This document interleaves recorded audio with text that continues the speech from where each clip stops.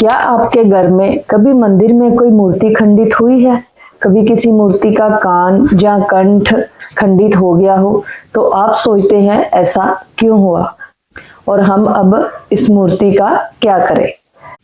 आज की इस वीडियो में मैं आपको शास्त्रों में बताई गई बात बताने वाली हूँ कि मूर्ति अगर खंडित हो जाए तो क्या करें और भविष्य में दोबारा कभी मूर्ति खंडित ना हो इसका भी एक आसान उपाय बताऊंगी। इसलिए वीडियो को अंत तक देखना और चैनल पर नए हैं तो चैनल को सब्सक्राइब करके बेल आइकन को ऑन कर लेना, जो मैं आपके लिए ऐसी ही नई नई वीडियो ला। सबसे पहले तो हम बात करेंगे कि खंडित मूर्ति का हम क्या करें। शास्त्रों के मुताबिक खंडित मूर्ति की जो है पूजा नहीं की जाती।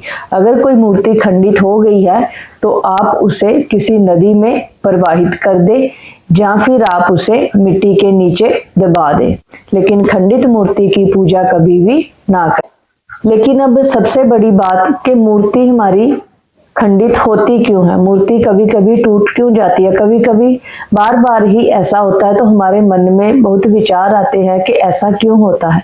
अब मैं आपको यही बताने वाली हूँ कि अब ऐसा होता क्यों है। शास्त्रों में बताया गया है कि जब घर के मंदिर में ऊर्जा का जो है संतुलन बिगड़ जाता है तब मूर्ति खंडित होती है। यह बात शास्त्रों में बताई गई है। इसका सबसे सरल उपाय है जो मैं अब आपको बताने वाली हूँ। आप अपने मंदिर में एक लोटा जल या एक गिलास पानी का अवश्य रखें। आप सोचते होंगे अब पानी रखने से क्या होगा, वो भी मैं आपको आगे बताऊंगी। ध्यान से सुनिए। जल जो है उसमें एक अद्भुत शक्ति होती है, मंदिर की ऊर्जा को संतुलन करता है।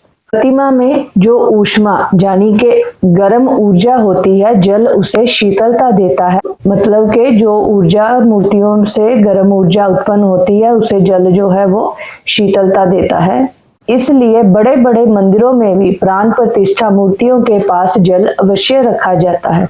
उसका कारण यही होता है। जानेंगे कि जल रखे कैसे, सही तरीका क्या है जल रखने का, उसमें भी ध्यान से सुनने वाली बात है, उसे भी जरूर सुनना। लोटा या गिलास लेकर उसे साफ शुद्ध जल से भरकर मंदिर के बाईं ओर की दिशा में आप मंदिर में उस लोटे को रखें और फिर हम उस लोटे में जो जल है उसे प्रतिदिन बदलना है। और जो जल होगा अब हम उसका क्या करेंगे ये भी जानेंगे। अगले दिन हम उस जल को जब नया जल भर देंगे तो जो जल हमने उस लोटे से निकाला होगा उसे या तो आप किसी पेड़ में डाल दें या किसी गमले में डाल दें, लेकिन ऐसे ही कई लोग क्या करते हैं ऐसे ही फेंक देते हैं नाली में। ऐसा बिल्कुल भी नहीं करना चाहिए।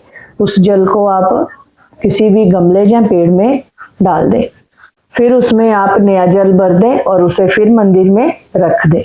अगर आप ये नियमित करेंगे तो आप खुद महसूस करेंगे कि घर में जो है ऊर्जा का, मंदिर में जो ऊर्जा का संतुलन है वो बन रहा है। अगर आप ये नियमित करेंगे तो आप खुद महसूस करेंगे कि जो घर में ऊर्जा है वो बदल रही है, नकारात्मक ऊर्जा का अंत हो रहा है और सकारात्मक ऊर्जा का जो है वो प्रवाह घर में बढ़ रहा है। खाली बर्तन कभी भी शुभ नहीं होता, इसलिए हमेशा याद रखिए मंदिर में एक लोटा जल अवश्य रखना है और इसे जब आप रखना प्रारंभ करेंगे तो उसके बाद आपके घर में कोई भी मूर्ति कभी भी खंडित नहीं होगी। आप भी ये उपाय आज से शुरू कर रहे हैं तो कमेंट में जय श्री राम जरूर लिखें और इस जानकारी को आगे ज्यादा से ज्यादा शेयर करें, जो यह बात हर एक घर तक पहुंच सके। अगर आपको यह वीडियो अच्छी लगी हो तो वीडियो को लाइक करना, शेयर करना और चैनल को सब्सक्राइब करना मत भूलना। जय श्री राम।